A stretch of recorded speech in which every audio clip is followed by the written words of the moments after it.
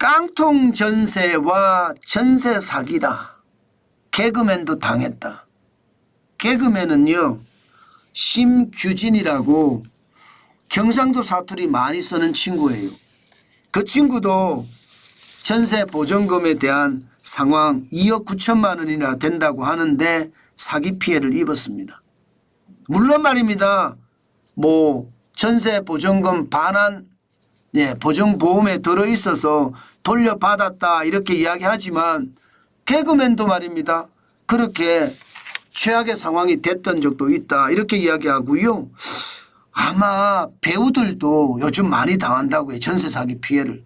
이세창 1990년대만 되더라도 꽃미남 배우로 알려져 있던 그런 친구잖아요. 그런 친구도 전세 사기 피해를 당했다고 해요. 그만큼 말입니다. 전세 사기라는 게 너무너무 일반화되어 있다는 거예요.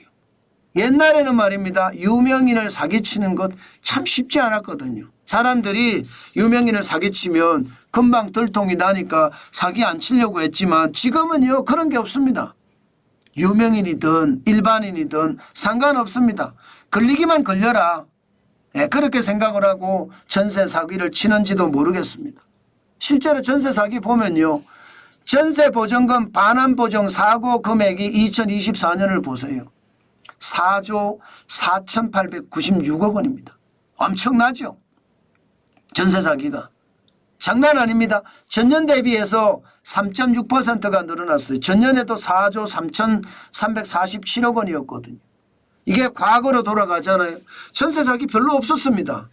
2018년만 하더라도 여러분 792억 원이었어요. 792억 원. 진짜 엄청 작았죠. 그때만 해도 372건밖에 되지 않았어요. 지금이요 2024년 2만 941건입니다. 작년에 19,350건보다 지금이 더 많아졌다는 이야기예요. 2년 사이에 이게 말입니다. 뭐 2018년부터 비교를 하면 비교 대상이 안 되고요. 너무너무 어마어마하기 때문에 2년 사이 2022년하고 비교해봐도 3배가 넘습니다. 4배예요. 282.9%. 2022년에 1조 1,726억 원이 전세 보전금 사고 금액인데 2024년은 4조잖아. 4조 4,896억 원이잖아. 3조 3,170억 원이 더 늘어난 겁니다. 왜 그러면 이렇게 늘어날까요, 여러분? 왜 이렇게 늘어날까요? 기본적으로 임대차 3법이 그 원인입니다. 이게 전월세 상한제도 그렇고요.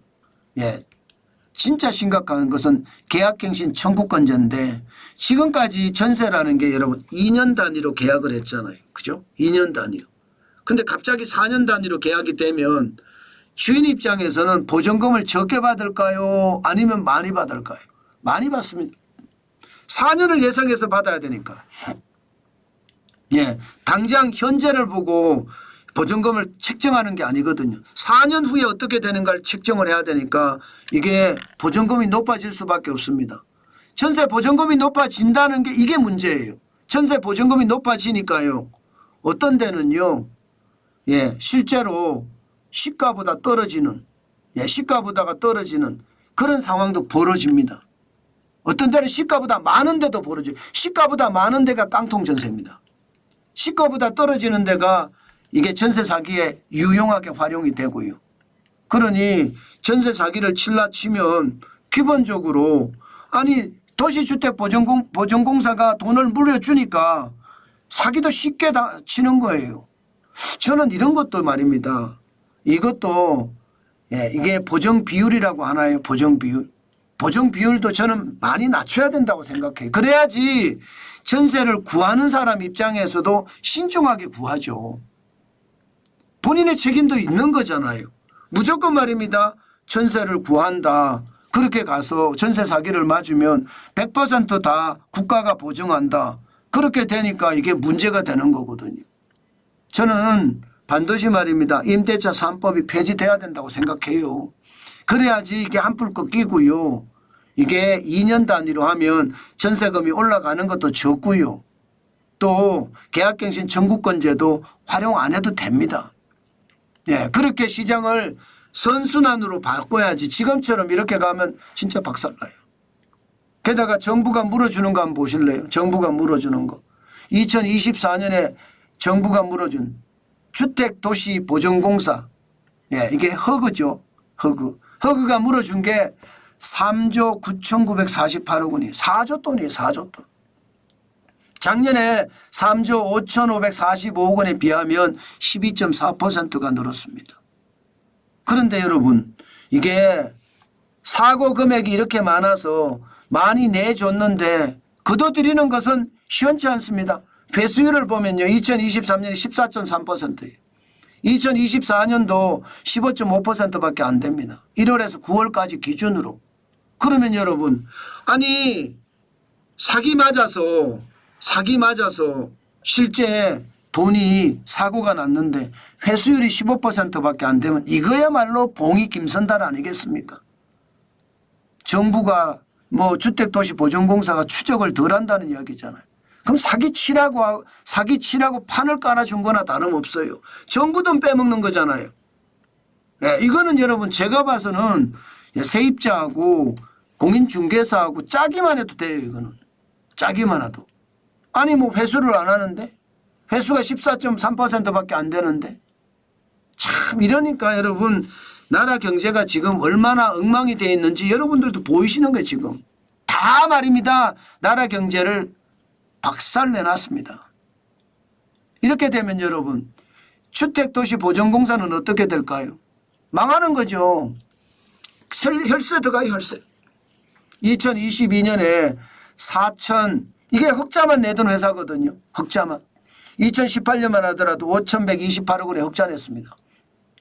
예, 2021년에도 3,620억 원의 흑자. 그러다가 임대차 3법이 도입되고 나자마자 바로 박살납니다.